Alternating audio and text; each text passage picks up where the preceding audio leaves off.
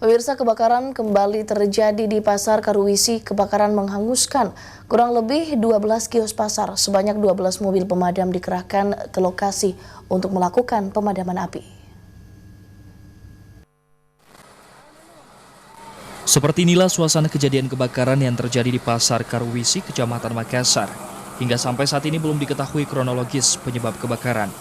Kebakaran menyebabkan sedikitnya 12 kios pedagang rata dengan tanah setelah dilalap si jago merah. Kepala Dinas Damkar Kota Makassar, Rahman, menjelaskan mendapatkan informasi kebakaran dari warga sekitar jam 3 sore. Sebanyak 12 armada dikerahkan untuk memadamkan api.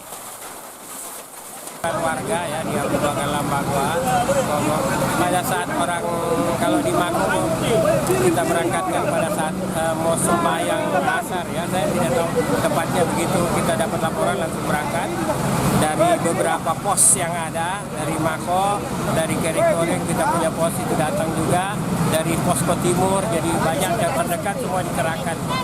Saya juga sampai sekarang belum tahu berapa jumlahnya ya.